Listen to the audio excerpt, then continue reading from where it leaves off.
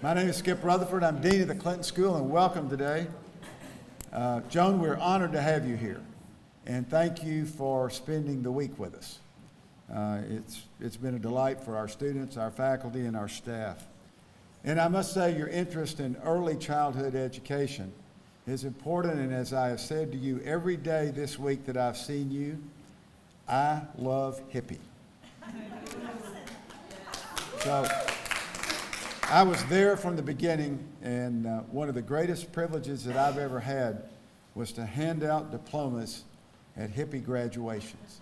So I think it's a model that can go all over the country and the world. I know it came here from Israel, but they do great work here, and I'm really proud to be affiliated with it.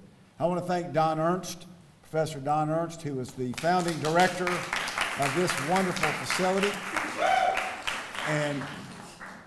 And I want to say that if it's not raining, walk out by the greenhouse and see the bench that is there, the reading area, in honor of Clinton School graduate, now alum, Emily Fisher, who did a project here with Don, helping develop this library. So there's an Emily bench. I went out there today so I can be sure and tell her that I saw it today.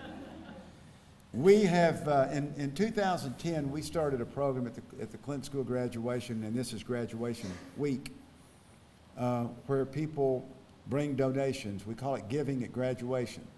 And every year we select a nonprofit or an organization where guests bring a small item, and we collect items for graduation. This year, we've done it for the Volunteers of Public Schools. We've done it for Arkansas Children's Hospital Mobile Dental Clinic. We've done it for the Van Homeless. This year, the recipient is the Hillary Rodham Clinton Children's Library. And we are collecting, and we'll have baskets full tomorrow of crayons, glue sticks, and sidewalk chalk. I hadn't bought sidewalk chalk in years. But I had the best time doing so and threatened to go out in my front yard on my sidewalk and have a good time, but I didn't. But anyway, so we're proud to partner with the Children's Library. One of the great things that we have at the school is our Center on Community Philanthropy.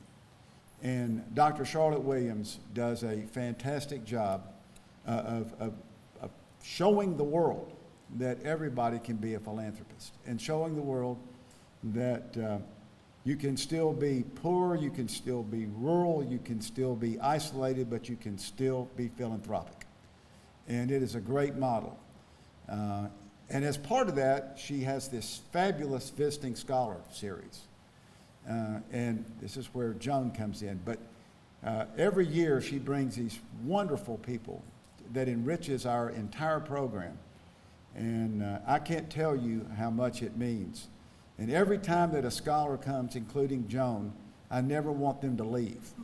And so we are just grateful for that. Yesterday, I met with a student who was planning her second year at the Clinton School, and I said, what are you planning to do? And she said, Dean, I'm going to tell you exactly what I'm planning to do. I'm planning to spend the second year in Little Rock, soaking everything I can out of Dr. Williams' mind and experience. I'm going to learn everything I can from her in a year. Well, that is a very good thing. And I said, that's a pretty smart move because she knows her business. I want to thank Senator David Johnson, who is here, who is with the Arkansas Community Foundation. No one in the Arkansas legislature, no one, has been more supportive of the Clinton School than Senator Johnson. Y'all, please give him a round.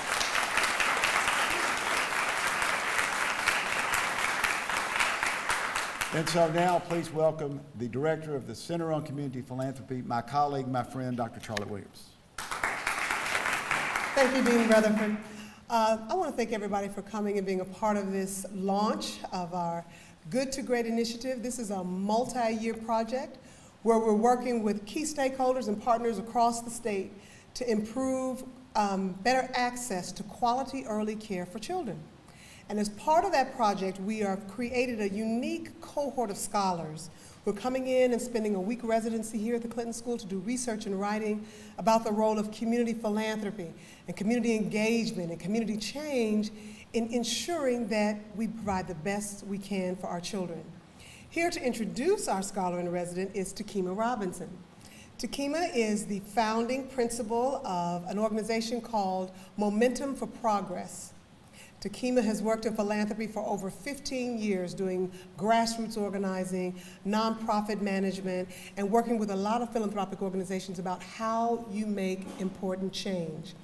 She previously was the senior program officer for the Winthrop Rockefeller Foundation, and currently she is serving as the senior fellow with the Winthrop Rockefeller Foundation. But most importantly, she's a graduate of my alma mater, Howard University. So here to introduce our scholar in resident is my friend and my colleague, Takima Robinson. That's my homecoming queen.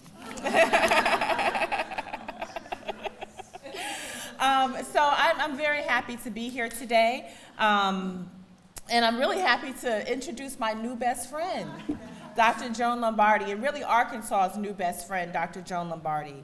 I get the privilege of facilitating a collaborative called Good to Great. And you heard Dr. Williams refer to it, but Good to Great is an initiative that is funded by the Winthrop Rockefeller Foundation along with the W.K. Kellogg Foundation.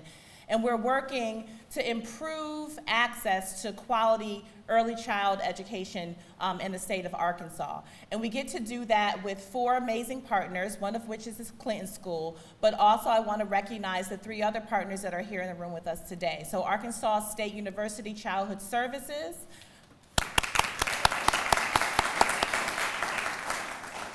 the Arkansas Public Policy Panel, and Arkansas Advocates for Children and Families. And I would be remiss to not mention that we also work very closely with the Arkansas Community Foundation as well. And just to say a little bit about Good to Great, we came up with this title because we wanted to recognize that Arkansas is actually doing some great things, some good things are happening in Arkansas around early childhood education. But we did not want to just rest there. We knew we needed to push forward until all of our children had access to quality. And so this project is about recognizing the good, building on the good, but really pushing Arkansas towards greatness. And that is what we hope to do over the 2 years with this project. We're focusing deeply in 2 communities in Marvel and Prescott. And over the course of the next year and a half, we hope to really be able to offer up what we have learned in those places about what it's going to take for the rest of the state to move from good to great care for our children. So Dr. Joan Lombardi is one of the nation's leading experts on child development and social policy. She currently serves as the senior advisor to the Buffett Early Childhood Fund on national initiatives and to the Bernard van Leer Foundation on global child development strategies. She also directs Early Opportunities LLC, focusing on innovation, policy, and philanthropy. Over the past 40 years, Dr. Lombardi has made significant contributions in the areas of child and family policy as an innovative leader and policy advisor to the national and international organizations and foundations as a public servant. She served in the U.S. Department of Health and Human Services as the first Deputy Assistant Secretary for Early Childhood Development in the Obama administration, and as the Deputy Assistant Secretary for Policy and External Affairs in Administration for Children and Families, and the first Commissioner of the Child Care Bureau, among other positions during the Clinton administration. Outside of public service, she served as the founding chair of the Birth to 5 Policy Alliance, now the Alliance for Early Success, and as the founder of Global Leaders for Young Children. She currently serves on the Board of Trustees for Save the Children and the Board of Directors for the Collaborative for Academic, Social, and Emotional Learning. So allow me to introduce you to Arkansas's new best friend, Dr. Joan Lombardi.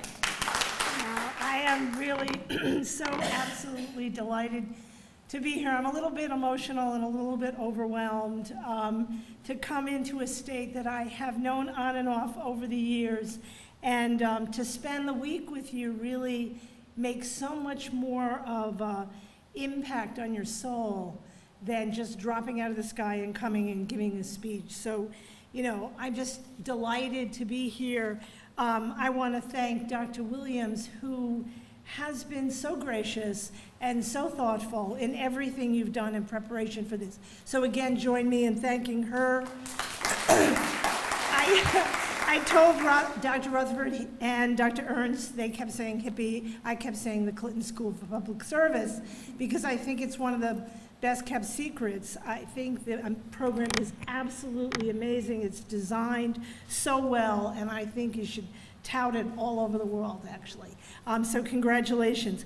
There's so many people here I know from many years that I couldn't possibly go down the list. It's been great to meet Tequila and people like Bailey and all Gina Dickey and all the people that I spend time with. And I have to pay tribute, though, to Betty Caldwell, who was really the founder of so many thoughts about early childhood, to Janie and Rich Huddleston. What a husband and wife team that is. To Tanya Williams and the staff at the state level, all of you, Jackie, and everybody that's working so hard, Arkansas advocates, the list goes on and on and on. For a little state, you really do move things. But I want to particularly start first with the programs that I visited over the last 2 days. I was so delighted to be in early childhood programs where I think the rhetoric hits the road, and all the things that we talk about way up here. When you look at people on playgrounds, when you look at what they're doing with children every day, you realize how absolutely important they are to the lives of children, to the lives of the country. You know, where I come from in Washington, they think they're important. Well, I got to tell you, the people that are on the ground with kids every day. You know, I'm going to run through some slides. I'm going to probably go pretty quickly. I'm a New Yorker by birth, and although I've been out of there for 45 years, it comes out, you know? And Janie's laughing because she knows.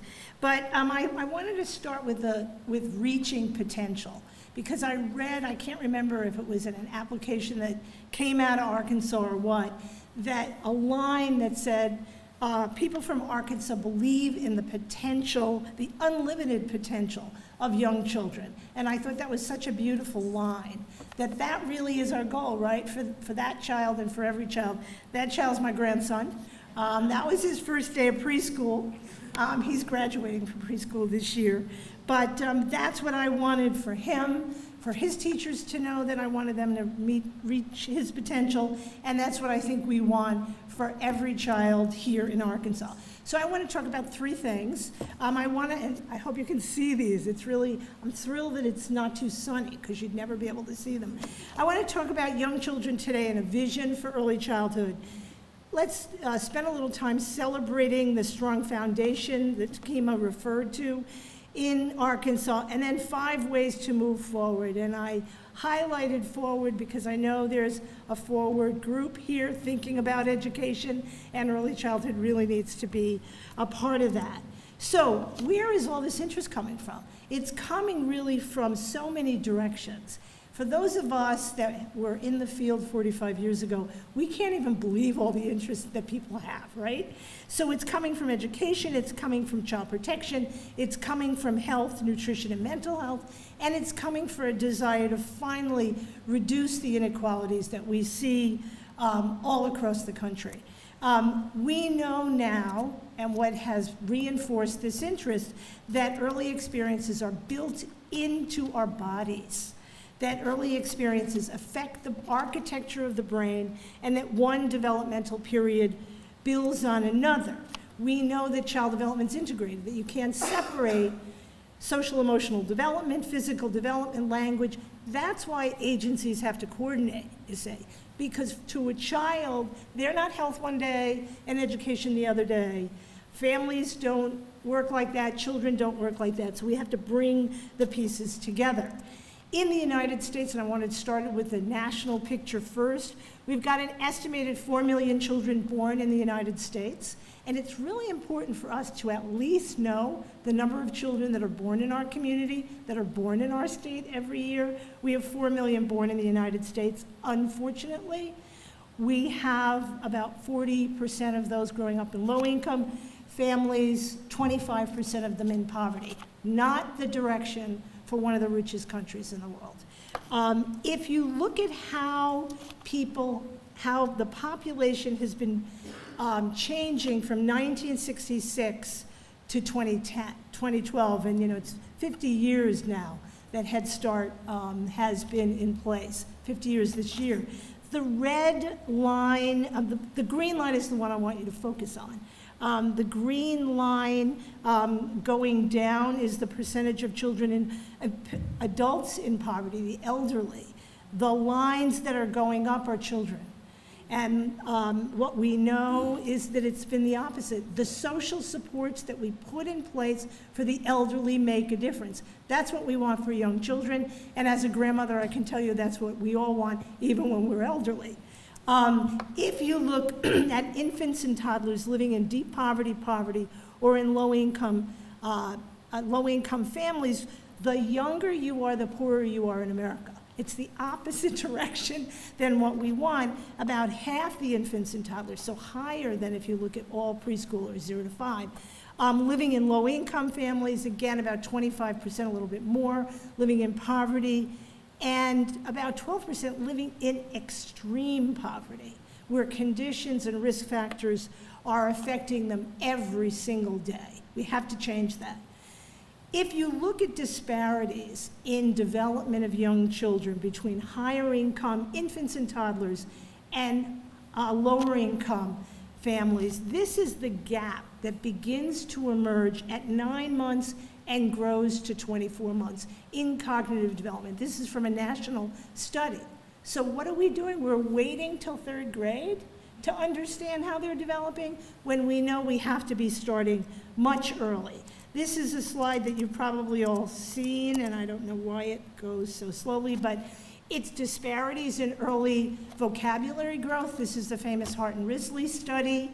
I like to take it everywhere I go because it talks about vocabulary disparities by age 3. The number of words children are hearing in college-educated parents and in parents at different income levels. This is the gap that we've got to change and turn around. If you look at risk factors, this is a famous study called the ACEs study, and it's showing the number of risk factors in childhood and their relationship to cardiovascular disease. So you're more likely to have a heart attack at my age if you had a lot of risk factors when you were young. That's going to cost the public health system in the United States a lot of money. It's time that we took that money on the out end and put it in the front end. So I want to make a point. I always bring this slide with me. It's from Head Start data. And it's the children's ability as they came into Head Start across the country in 2006. And I always show it after those slides around poverty to make the point that we can't assume, because children are in poverty or in low-income families, that they don't come in with abilities. And so we have to keep our expectations high for all children. Some of them come in ready, some of them come in just above ready, some of them have scores that aren't even on the charts. And so we've got to look at children individually and not assume because of their family income that we can judge their expectations. Everybody can grow, everybody can learn. So I mentioned that it's the 50th anniversary of Head Start.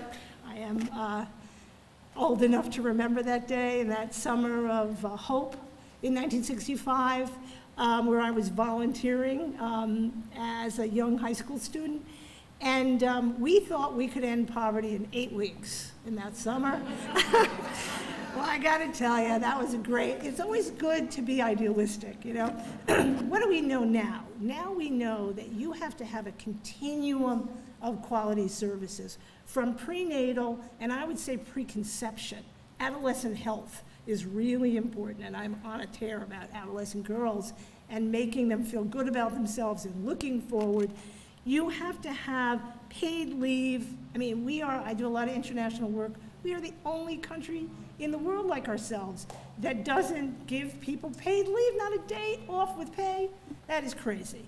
And so paid leave, home visiting programs like the wonderful ones you have here, quality childcare that goes into quality preschool, that go into quality primary grades. That's the continuum in early childhood that we're after. We have a new vision that's emerged since Janie and I started in this work so many years ago.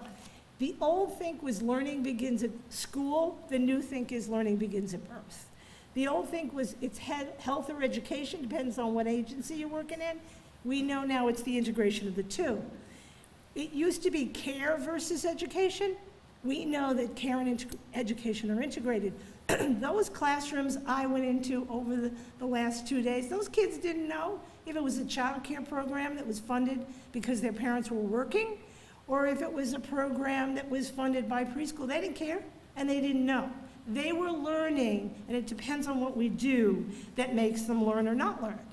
We used to think you either focus on the parent or you focus on the child. We know you have to focus on both generations, and I would say in many communities, 3 generations, because the grandmother and the grandfather are really important in this picture, and especially in some of the communities that I visited over the last 2 days. We used to think you have an individual program that's 6 weeks in the summer. Now we know it's continuity and it's place-based, and I'll come back to that. So why are we here? Arkansas is the home to 250,000 children birthed to age 5. We need to recommit ourselves today to all 250,000 of them. Nearly 60% of young children live in low-income families in the state. That's higher than the national average. And if you look at the poverty rates are higher. Among the risk factors, lack of access to quality early learning, teen pregnancy, school dropouts, substance abuse. We can turn all that around if we focus on those early years and the quality of interactions with the parents. So that is the picture. Let's turn to celebrating a little bit of Arkansas success. I use as my symbol here a quilt.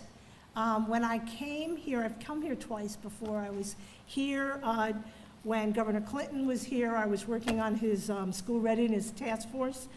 And that night of the task force, there was an exhibit of quilts behind the governor's mansion. And I've always thought of Arkansas as quilt.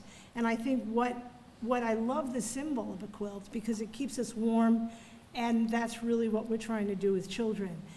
It also is something you piece together. And I think you've got a lot of pieces in place here. You have to keep piecing them together. So what's the strong foundation that emerges? The list is so long, I couldn't even fit it on one slide. It's Arkansas Better Chance. It's Arkansas Better Beginnings. It's the Early Childhood Commission in the state, which is older than many of the other state commissions. It's HIPPY, yes, it's HIPPY, and all the other home visiting programs. It's the readiness teams that are beginning to emerge. It's the early learning standards and KEAs, the kindergarten assessments that I know you're in the process of revising. There's a family engagement task force, fatherhood initiative in process, and the list, infant mental health activities, lots of work going on around developmental disabilities, so many things that it's hard to go into all of them. But I want to just spend a moment celebrating Good to Great, because this is the new piece in the quilt, and it's an important piece because it has that vision, 0 to 8, of expanding access to quality services in those 2 target communities, Marvel and Prescott. And I hope I'm saying them right, because if you heard the way I pronounced them before I got here, you'd never recognize. And again, Takima went over the partners. Congratulations to all of you. I've met some wonderful people who really care about those communities from all of these organizations, and I'm excited to follow your progress. What was particularly exciting to me, and I thank Gina for taking me around the first day and Takima the second day, was this focus on quality and coaching that's going on, so that the directors of the programs have administrative coaches and they have coaches for the teachers. That is big, because it's not about going to a class and then coming back and knowing what you're doing. You got to have feedback all the time. And so this is a model that's emerging that's really important. The other thing is the process that includes input from the community. I loved the community meetings that I went to. I think people are really struggling on what to do to make a difference in their communities, and I know they're going to get there. They're going to get there, though, by looking at the data that's emerging in their community. When you see in a community that our teenage pregnancy rate is 50% and the state is 40%, you can make that a priority to at least bring it down to the state average, right? So looking at the data, and I'm excited that they're creating data dashboards, so ongoing data that the community can look at the data. They can also listen to what the parents are saying and design services to fit them.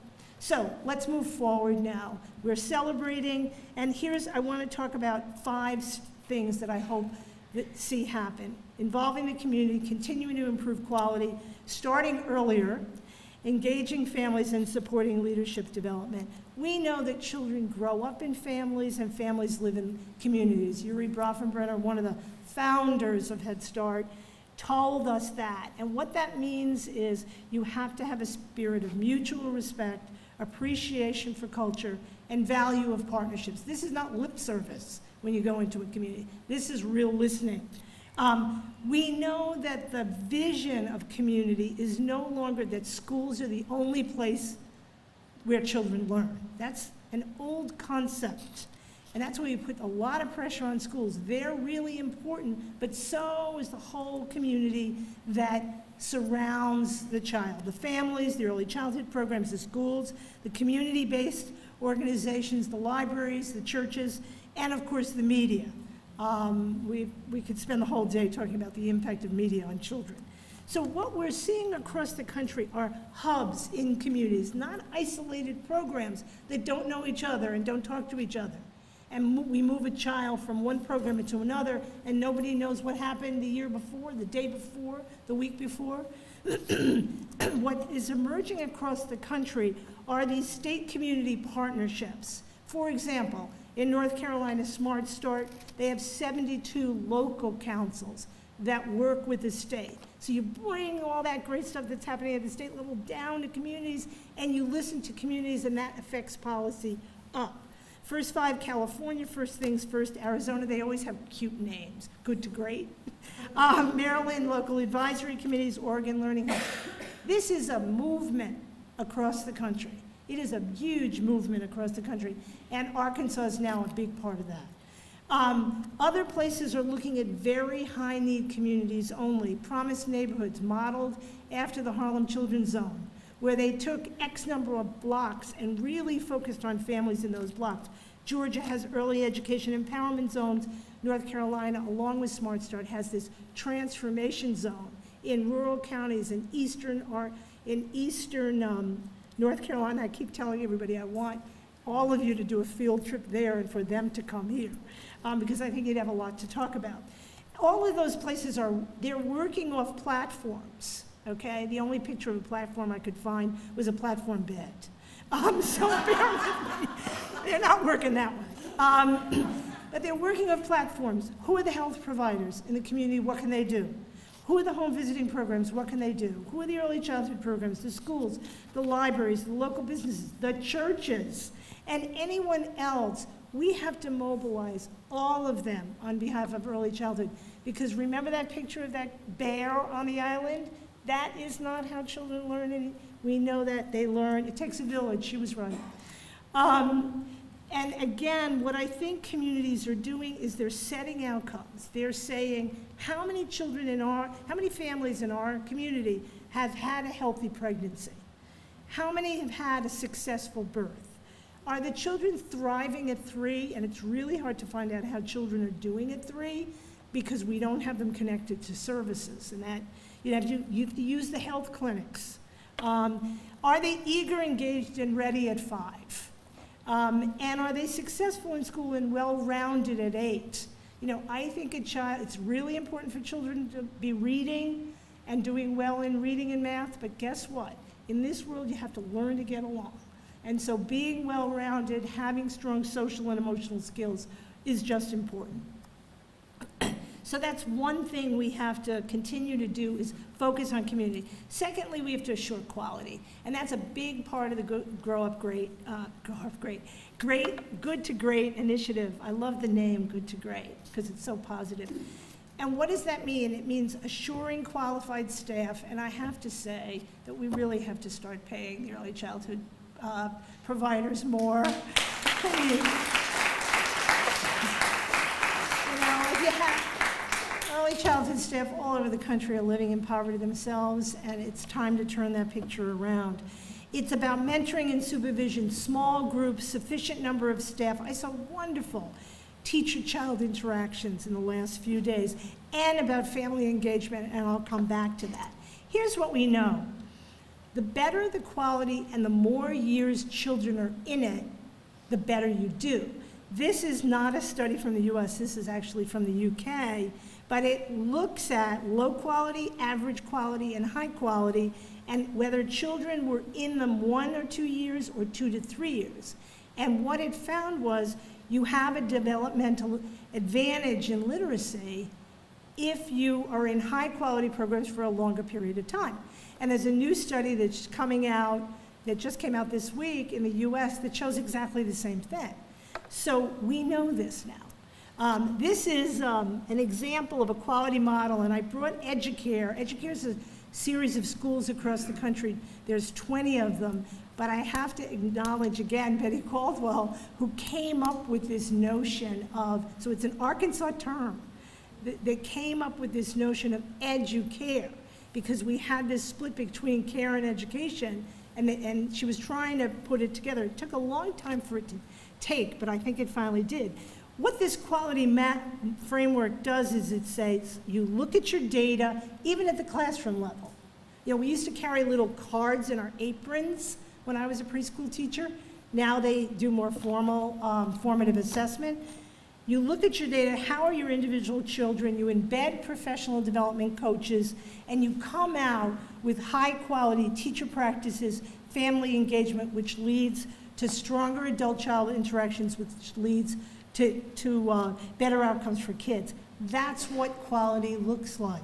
And we have to keep that kind of theory of change in our minds. So that's the second thing. Thirdly, I really think we have to start early.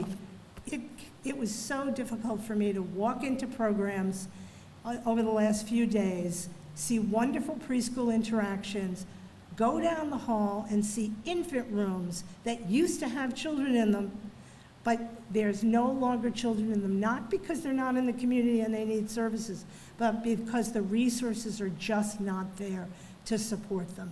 That has to change. You know, I know it's easier for policy people to understand preschool because it's preschool. They get that.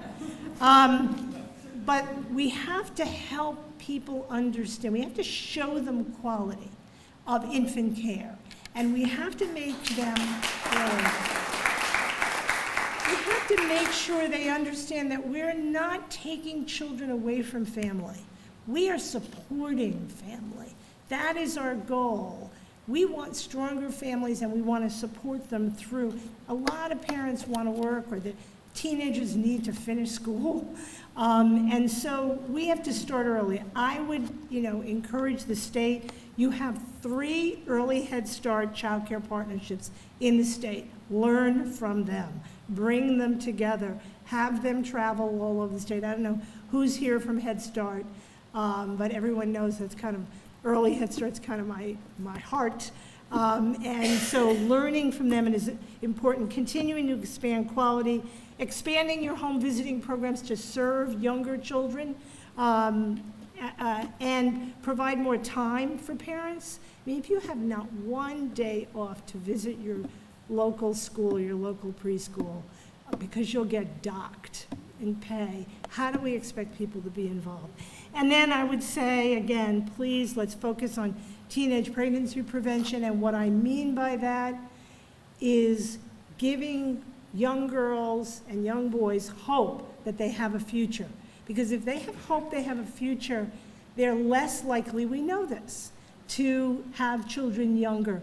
And that's so important to overall child development. So, fourth, we have to focus on families. It is the forgotten element of quality.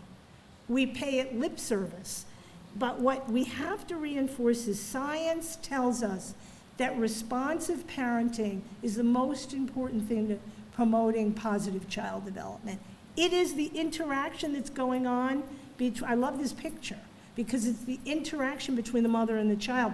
That is what causes brain architecture, right? It's not flashcards, it's not reciting the alphabet, it is that interaction. So when we talk about parent involvement, I go and talk to programs and they say, we can't get those parents to come. And I keep saying, it's not to get the parents to come, it's to get them to interact with their child. That is the goal. So we hold, events in the middle of the day when they're working, and of course they can't come, or at the end of the day when they're exhausted. And I'm not making excuses, but I do think that we have to remember the goal, and the goal is interaction. We have a lot of frameworks emerging, and you've got one here. About Head Start has a framework, there's a family strengthening framework, there's a two-generation framework. I want to just talk for a minute about two generations. This notion that you do early childhood, but you also think, what does the adult need? Not just information about parenting. They need post-secondary education and employment pathways. They need economic supports. They need health and well-being, and they need social capital. Social capital being those networks that you find in churches, you find in groups, civic groups, the spirit that Dr. Williams embodies, that notion of connection to community. Those things are important, and I'll show you one slide that really tells it all for me. This is incoming kindergarten readiness on math and reading scores by the mother's education, with the blue line being more education and the other colors kind of going down with less education. There is a direct relationship between the education of a mother and the school readiness of their children. And so, should we fight about early childhood or higher ed? Absolutely not. Because we have to be advocates for higher ed and for high school if you care about young children. You can't pit these things against each other. That's going to be an important dialogue in this state over the next upcoming few weeks. So our goal is responsive and enabling framework to bring those relationships together. We want to enable positive and responsive parenting. We're disabling it now with our policies. So we want to enable that. What does it look like? What does enabling environment look like? It's sensitivity and being in tune with children, listen to them. It's the understanding the importance of their role as a parent, understanding something about child development. But we have to remember, I may be an expert on child development. A mother is an expert on the development of that individual child, not me. They are. And that's what we have to empower. We have to meet their basic needs, because if you're hungry and your housing's terrible, then you're not going to be able to focus on child development, and all these fancy parenting programs are not going to work. We have to provide those social networks and special support in times of crisis and time. So that's what I mean by an enabling environment. There are 3 strategies when we think of our parenting programs that I think we have to focus on. We have to think about them as nurturers, educators, and not teachers the way preschool teachers are. They're a different kind of teachers. And we don't want parents to go home and drill their children. That's not what we want in preschool either. Parents as advocates and thinking about overall family well-being. So as nurturers, we have to encourage those connections. We have to encourage parents to play together. We have to build on their everyday experiences. It's about talking when you're folding the socks at the laundromat. It's about talking to child. That's why we have this word gap. And reinforcing two-way interactions. We also want parents to be advocates, but advocates first for their own child. If we think we can get parents to be politically active or even vote, if they're not even active in their own home, we're missing a step in the process. And so it is about empowerment, involving parents in decision-making, giving parents a voice in the planning process.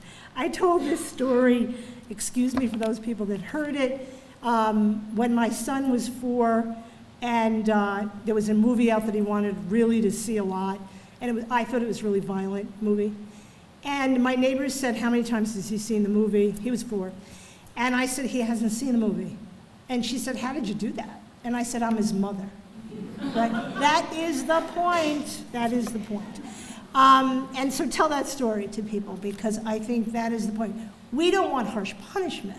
We want to be able to say no, and I find parents all over the country that feel disempowered, and the media and all the things that are coming at them, so we have to help support them. And finally, again, I've talked about family well-being, those social networks, parents, financial assets. One of the first things we did when the Obama administration started was do financial asset counseling of families on, to help them not get into credit card debt and to avoid all those things that really put people in very bad situations. So we have to focus on that. So my last point in this long road is that we have to build the capacity. I saw amazing leadership emerging in the communities. We have to support those leaders. We have to have new programs that support leaders. I'd love to come back here and see an Arkansas Early Childhood Leaders Program that's bringing people up from the communities. We need leaders who reflect the diversities in the communities. We need leaders who can sit at a round table, not at the head of the table, a round table.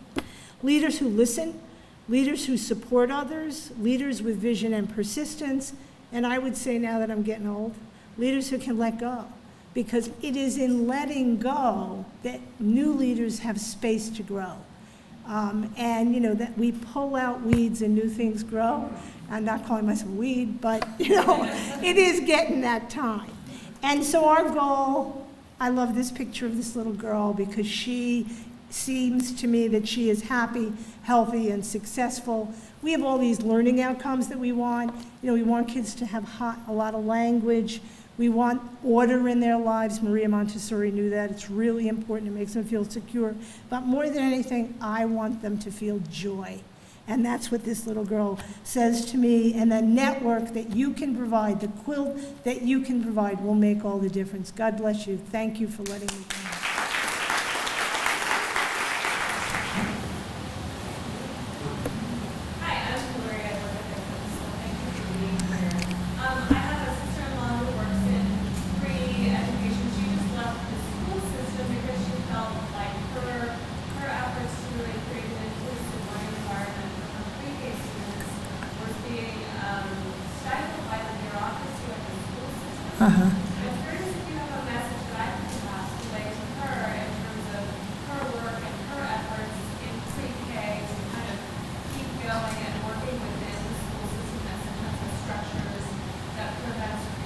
Yeah, no, it's a point that I hear a lot, and one of the exciting things that's happening in Good to Great is that they're connecting the kindergarten teachers and the preschool teachers, because it's not just about kindergarten roundup, like taking them one day of the year to visit the kindergarten program. It's really about trying to build a relationship so that the primary grade teachers understand what's going on here. And quite frankly, for me, it's trying to influence up so that we change the way, years ago, one of the reports that came out of the Readiness Task Force is that we create kind of early childhood units that change the way kindergarten, first, second, third grade is being thought of, so it feels more like us. And I think that initial dialogue between kindergarten teachers and preschool teachers is really critical, so that would be my message. This is actually sort of a riff on Hillary's question, I guess, and I think about the political policy context of which schools are situated. In particular, as we look at this cultural political obsession we have with psychometric analysis, which we now bow down to as truth. And my worry is that we forget all of the educators is a great example. I think about Nell Notting's work around organizing schools around caring. But yet, this cultural and political obsession we have with testing as truth, Yeah. standards of account. I just worry that in our quest for quality, right, that what's going to happen is quality is going to be defined in the same illusionary way that we define it at school. And so we're going to see all of this accountability stuff wash over what we know about human development, human learning, especially about the joyfulness. You're talking about, Yeah. I think if we had a joyful factor in schools, Bhutan does then that, what you would happiness find factor. is that the joylessness in our schools associated with the psychometric concession is hurting so many particularly marginalized children. So I just wanted to Yeah, well, I mean, I think it's a really important point, and it's always hard for me because I really do believe in using data to help drive practice, but it's got to not be narrow data. I mean, I had this experience where I was talking to a preschool program director who thought he was really doing great because he was moving the kids one number up on their PPPT test, their vocabulary test, which of course, I'm glad to see that movement, but that's not the picture. So if we narrow this accountability to these just as you're saying, I think we can be in serious trouble. The other thing is that the outcome is not the quality. The quality is also the input. So I am concerned that the focus only on the outcome without knowing the input will make the situation worse. Sir?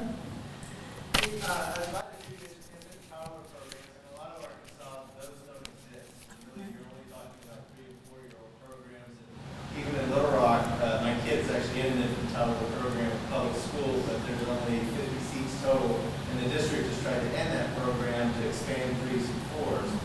And if you gave advice to policymakers looking at Prescott or Marblewood and Little Rock on how to, obviously it's a false choice, but how to prioritize their $100, and the legislature said a pittance of new money in pre-K is not nearly what we need. How would you prioritize the early and infant care versus expansion? This is, Solomon talked about this, remember? It's the quandary, and I'm not real good at sacrificing one child for the other. I think it's out of balance now, and so we have to balance that picture, and so you need to put some more resources on the earlier side. People know that I'm really excited about Head Start moving down to younger children and fitting that together with preschool.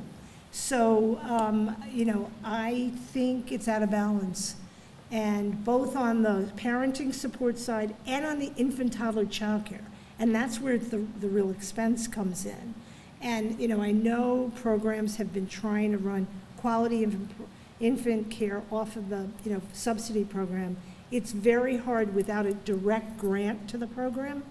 In higher ed, we have portable assistance and we have direct assistance, and we need that kind of combination. But I would balance it, and it's out of balance. That's what I would say. It's easier. Go ahead, one more question. I get the last question, and that is, will there be change when I come back in 2 years? I'm sure there will be. Thank you.